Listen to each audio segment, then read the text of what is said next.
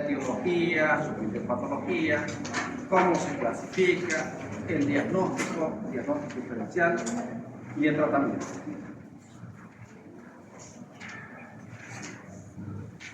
Primero vamos a hablar de convulsión, porque ese término también lo escuchamos o a veces llega un paciente convulsionando.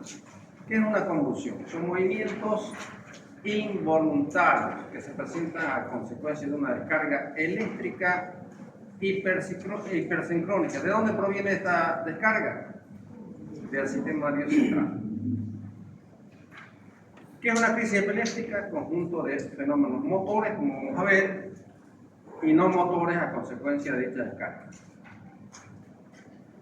¿Qué porcentaje de la población general la padece? De un 5 a un 10%. Porcentaje alto. Ataques convulsivos, como vemos las imágenes acá, son accesos de contracciones musculares difusas que sobrevienen como consecuencia de esta descarga violenta involuntaria. Tenemos la fase tónica, donde todos los músculos se ponen rígidos, y la fase tónica clónica, que son esos movimientos alternantes que presenta el paciente después. ¿Qué es la epilepsia? Es una enfermedad crónica del sistema nervioso de etiología diversa, como vamos a ver más adelante, que se manifiesta por 2 o más crisis paroxísticas. ¿Qué quiere decir paroxística? Presentación súbita. Hay pacientes que inclusive durante el sueño también convulsionan. Tiene sintomatología motora, como lo vieron ustedes, las contracciones tónicas y tónica clónica, psíquica, hay pacientes que presentan alteraciones psíquicas, sensoriales, sensitivas, vegetativas, otros que se deben todas ellas a esa descarga hipersincrónica de focos epileptógenos que están en la corteza cerebral. Vean ustedes que es el trastorno neurológico más frecuente después de la cefalea. ¿Qué son las ausencias? Vamos a empezar hablando de las ausencias. O petit mal también, que se lo denomina. Son episodios paroxísticos durante los cuales el paciente muestra una desconexión con el medio que lo rodea. Se queda con los ojos fijos, una fase inexpresiva y los párpados semicerrados. Por ejemplo, que yo estoy charlando con un paciente o con un amigo, mejor dicho, y de pronto se queda quieto. Deja de hablar, no parpadea. Y le pregunto qué pasó, dura solamente segundos, no se cae, se queda paradito. Le pregunto qué pasó, no recuerda absolutamente nada. Eso es una ausencia. Y cuando estas ausencias se repiten muchas veces, se denomina pignolesia. Hay reportes bibliográficos donde esos pacientes han viajado de una ciudad a otra y no saben cómo lo hicieron. Porque la crisis va repitiendo una tras de otra. Pignolesia, con P, pignolesia.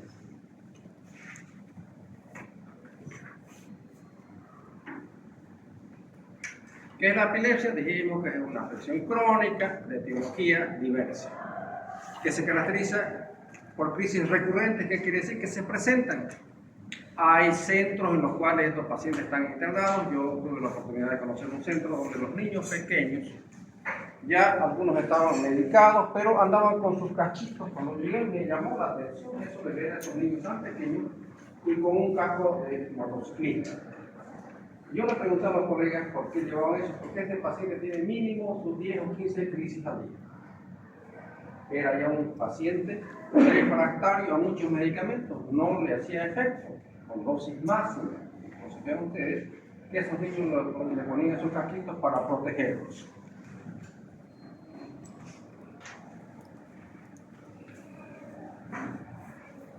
Convulsión, lo mismo que epilepsia, no necesariamente. Por ejemplo, las convulsiones febriles, que un niño pequeño convulsiones por fiebre, no es epilepsia. ¿Cuáles son las causas de convulsiones? En general, la primera es una predisposición hereditaria. Por eso, cuando hacemos una anamnesis, preguntamos los antecedentes familiares. Si algún pariente, ya sea del árbol genealógico de la madre o del padre, padece esta enfermedad. Las convulsiones, por supuesto, que son más frecuentes en los niños pequeños. Eso lo van a ver en el hospital. ¿Una lesión antigua del cerebro puede predisponer una crisis? Sí. Por ejemplo, pacientes que han tenido un trauma de cráneo, ha quedado una secuela en la corteza, esos pacientes ya de entrada en el hospital con un ácido hemorrágico están protegidos con anticonvulsivantes. Y cuando salen, también se van con anticonvulsivantes. Una lesión activa al cerebro, por supuesto, como un tumor que va creciendo, también una de las primeras manifestaciones y el motivo por el cual va el paciente al médico puede ser una convulsión.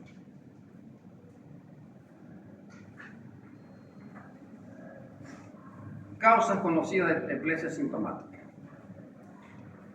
Ahí están, por ejemplo, los tumores cerebrales que ya mencioné, errores congénitos del metabolismo, las encefalopatías progresivas.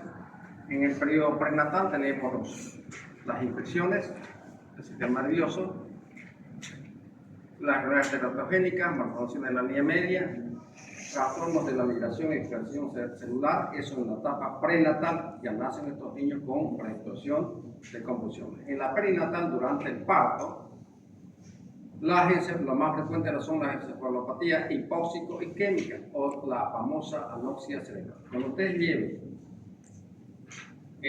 ginecología o estén cursando su internado por el hospital de la mujer, van a ver de que inmediatamente nace un niño, se lo valora con una escala que se llama la escala de Apgar. Entonces ahí nos damos cuenta cómo está naciendo el niño.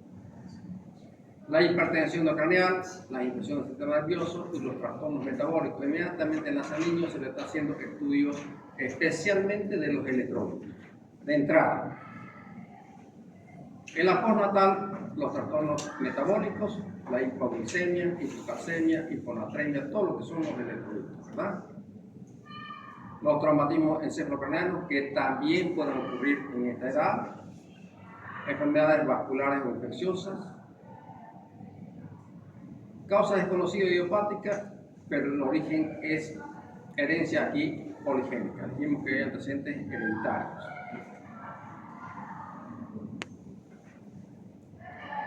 En los neonatos de 1 a 3 meses, ahí está la hipoxia isquémica perinatal que ya habíamos mencionado, la hipertensión endocrinal por traumatismo, la infección del sistema nervioso, trastornos metabólicos y la abstinencia a drogas. Pero ¿por qué un niño de esta edad puede tener abstinencia a drogas? A ver, ¿alguien me puede ayudar? Porque la madre consumía sustancias durante el embarazo. Exactamente. Y eso lo va transmitiendo a través de la placenta. Correcto, esa es la respuesta. Está muy bien. En los lactantes o niños de 1 mes a 12 años o menores de 12 años tenemos las convulsiones febriles, los trastornos genéticos, trastornos de desarrollo y los traumatismos. De 12 a 18 años ya vienen los traumatismos craneoencefálicos, la abstinencia al alcohol, que lo vemos frecuentemente, y el consumo de drogas. Mayores de 35 años vienen ya las otras enfermedades, que son las enfermedades cerebrovasculares, los tumores, abstinencia alcohólica y enfermedades degenerativas. ¿Qué es un síndrome epiléptico? Es un conjunto de signos y síntomas que, relacionados entre sí, nos va a permitir realizar un diagnóstico. El síndrome epiléptico es la asociación particular de manifestaciones clínicas y electroencefalograma. En esta enfermedad, sí o sí, aparte de los otros estudios radiológicos, si lo solicitan, o vasculares, aquí es muy importante hacer el electroencefalograma para ver los focos epileptógicos. Esto nos orienta al estudio etiológico, nos ayuda a la conducta terapéutica y sobre todo definir el pronóstico de los pacientes. Ya les mencioné que en una oportunidad que me tocó ir por un centro de estos niños donde estaban internados todos con estas patologías, muchos de ellos estaban con su casquito protector en la cabeza. Y eso estaban bien manejados, con muchos medicamentos, pero a pesar de eso, eran refractarios a los medicamentos y presentaban la crisis varias veces al día. ¿Qué ocurre en la fisiopatología? Mayor excitación neuronal. ¿Por qué ocurre mayor excitación neuronal en estos focos? Porque los neurotransmisores excitadores, como el glutamato y el aspartato, son los que se encuentran en mayor cantidad. Y hay menor inhibición. ¿Por qué? Porque este neurotransmisor, que es el GABA, está disminuido. ¿Qué quiere decir GABA, jóvenes? Ya habíamos mencionado en una clase. Perfecto. Y a veces factores extraneurales, pero la alteración está acá. Mayor excitación y menor inhibición para que haya un equilibrio. Y ahí se produce poco epileptógeno. En resumen, vean ustedes, el GABA está disminuido y los neurotransmisores que excitan a las neuronas están aumentados. No hay equilibrio y eso altera la conducción transmembrana de los iones, especialmente sodio y calcio, y se presenta esta crisis epileptógena. Lo mismo que ya hemos mencionado en la fisiopatología, es lo mismo. Entonces, hay aumento del sodio intracelular, aumento del potasio también, falta de calcio, hipoxia, hipoglicemia, y esto hace que las células estén hiperexcitadas, las neuronas. Tipo de crisis. Puede haber crisis parciales, simples y complejas. ¿A qué nos referimos simples? Aquellas en las cuales no se compromete el estado de conciencia del paciente. Por ejemplo, la jacksoniana. ¿Qué es la crisis jacksoniana? Es una crisis en la cual el paciente tiene una contracción involuntaria de los músculos del miembro superior. Dice el paciente, hay momentos en que en el brazo se empieza a sacudir solo y pasa. Es una crisis jacksoniana. Motora. Puede ser sensitiva, que sienta adormecimiento en la cara, en el brazo, en la mitad del cuerpo. Eso es transitorio y pasa, ¿verdad? Y no pierde la conciencia. En cambio, la compleja ya pierde la conciencia del paciente, que es lo que vamos a ver en la crisis gran.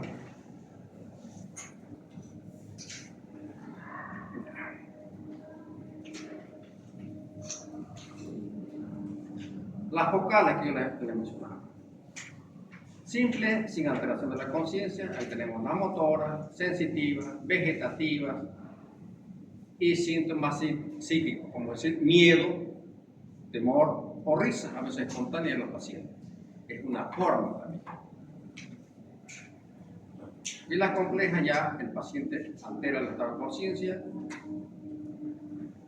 que es la mayoría de un 45 o un 65% de la crisis. Y la generalizada, que es la que hemos visto en las imágenes, la fase tónica clónica y la fase postvital, que es la recuperación del paciente.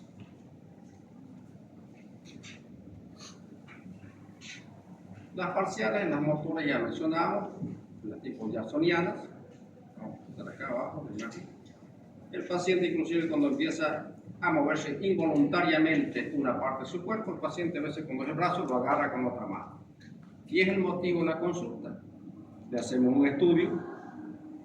Indudablemente a veces son tumores que están muy cerca del área motora y es que está provocando la irritación de estas células y provoca que este miembro superior haga la descarga. Si fuera el brazo derecho, ¿en qué parte estaría ¿en qué hemisferio? Izquierdo, muy bien, perfecto. Sensitivas, sensación de adormecimiento, hormigueo en una parte del cuerpo, pero todo esto es transitorio, que dura solamente segundos y pasa. A nivel visual, los pacientes presentan visión como destellos luminosos, figuras, todo eso. En una oportunidad me consulta un paciente y me dice, docente, estaba dando clase y de pronto veo la cara de mis estudiantes como la del tablero de un ajedrez. Pero fue transitorio y pasó. Directamente le hice hacer una resonancia magnética y nos encontramos con un cisticerco justamente en la cisura calcarina, que es la que divide la parte superior e inferior de la área visual, del lóbulo occipital. Tratamiento médico para el cisticerco y se acabó sus convulsiones del colegio. Las temporales, ahí están las psíquicas, por ejemplo, movimientos repetitivos de la boca, Conocí un paciente en el cual usted estaba hablando o él hablaba 2 palabras y tiraba como un chupeteo varias veces la boca. Entonces, son descargas que hacen los pacientes cuando tienen agitación del lóbulo temporal. Otros presentan miedo o risa o síntomas olfatorios que nadie lo siente, pero sí él manifiesta sentir algo desagradable en el ambiente. Todos se miran y no hay nada, como es la parosmia y la cacofonía.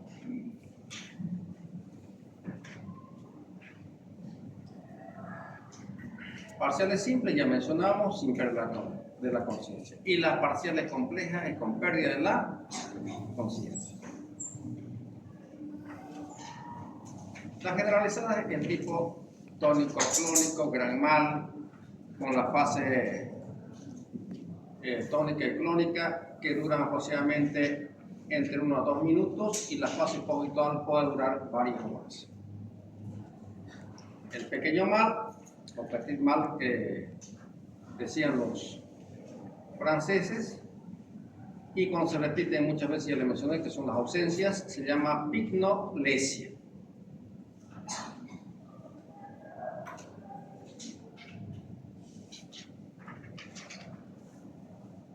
Tónica clónica, a la anterior clase algunos hemos repetido cómo atender a un paciente, ¿verdad?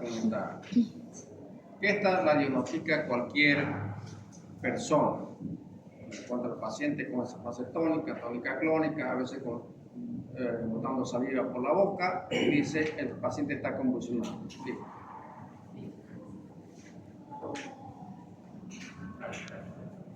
¿Qué es lo que hay que hacer? Lo más importante para ustedes jóvenes en esta fase? Fase tónica, tónica clónica, no. Hay que dejarlo en esta fase, eso va a pasar de una fase a la otra. No agarrar las manos, pero sí ponerlo al paciente en una posición que no se lastime la cabeza, que no esté cerca. Hay pacientes que nos llegan quemados, heridos, porque hay algo, un objeto contuso importante que está cerca que los lastima al paciente. Entonces, las crisis van a pasar solas. Y la fase postal y ponerle un poquito de decúbito lateral para que no se broncoaspire. Y si estamos en un hospital, ¿qué haríamos?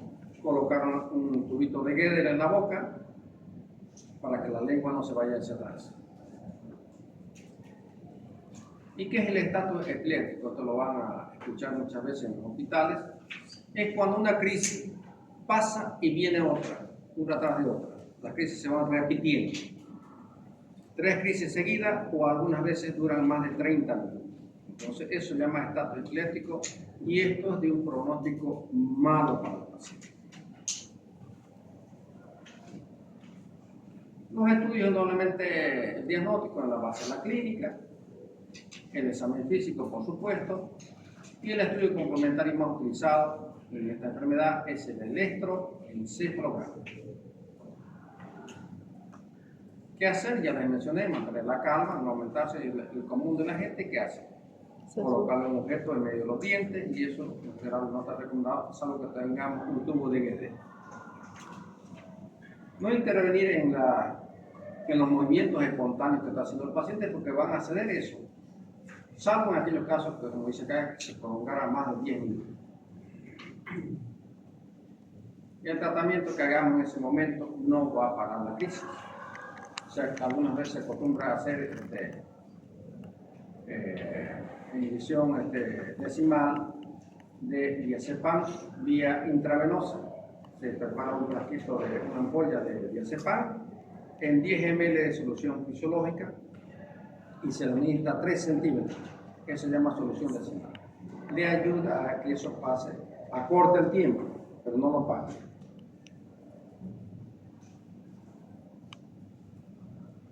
Bien. A probar si tiene corbata, si tiene cinturón y un lugar que no se lastime el paciente. Tratamiento, para el tratamiento ya es una especialidad, hay muchos medicamentos como el ácido valproico, la motoquina, carbamazepina, fenobarbital, fenitoína, clonazepam, cualquiera de ellos, depende del criterio del médico, o asociar, cuando es necesario, un medicamento con otro, si es que no hay buena respuesta. Las parciales se recomienda la carbamazepina, la mioclónica del ácido valproico y así, la ausencia de la etosuccinina. Esto yo no pregunto nunca farmacología, solamente para criterio de ustedes. Y la cirugía me llega jóvenes. ¿Cuándo se indica la cirugía? Cuando el paciente no responde al tratamiento médico. Esos son los pacientes candidatos para la cirugía. Y cuando yo fui a ese lugar, era porque esos pacientes ya estaban siendo preparados para un procedimiento quirúrgico. ¿Y en qué consiste el procedimiento quirúrgico? En hacer todos los estudios y ubicar los focos epileptógenos. Entonces la cirugía está resecar todo el foco epileptógeno.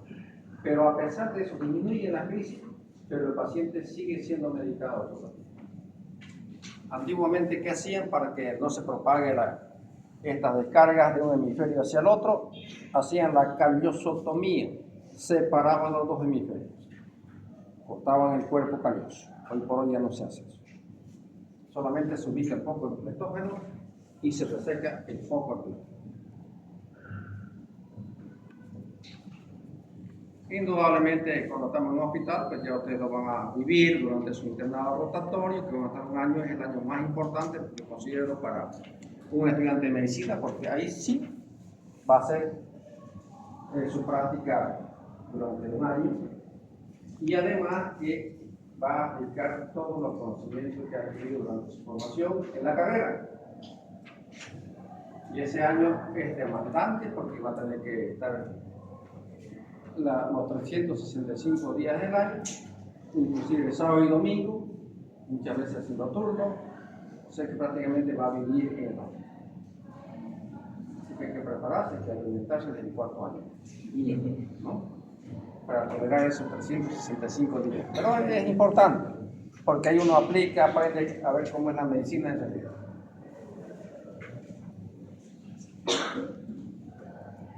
Bien, jóvenes, ¿alguna pregunta?